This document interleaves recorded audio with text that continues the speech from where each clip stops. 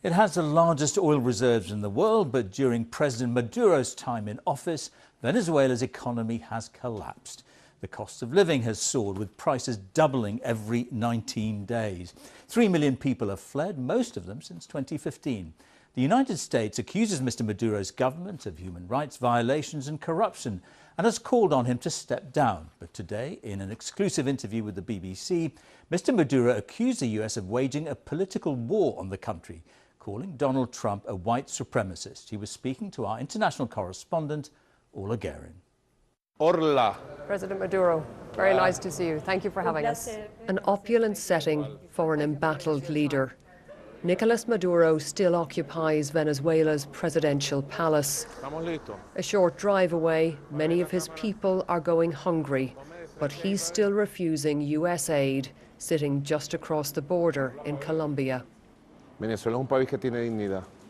Venezuela is a dignified country, and the United States intends to create a humanitarian crisis to justify a military intervention.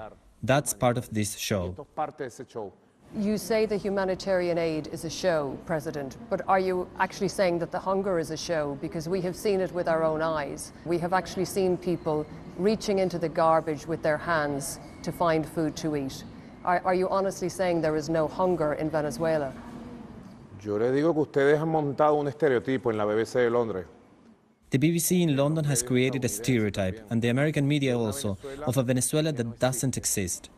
Que tengamos problemas. Tenemos Do we have problems? Yes, but Venezuela is not a country with hunger. Se llama la pobreza extrema. But this is what we have seen here, an economy in ruins, a country in crisis. Hospitals without insulin and basic drugs, desperately ill patients without treatment. And today, opposition supporters out on the streets again. More than 50 countries now recognize the opposition leader, Juan Guaidó, as Venezuela's interim president. Nicolas Maduro claims it's only 10 and blames the White House, which he says is ruled by the KKK. Do you really think that Ku Klux Klan are ruling America? Pienso que el sector extremista.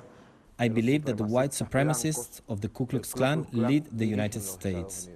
Creo que es una pandilla. So is President Trump a white supremacist?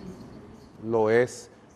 He is, publicly and openly, and he has stimulated the neo-fascists and the neo-Nazis in the United States, in Europe and in Latin America.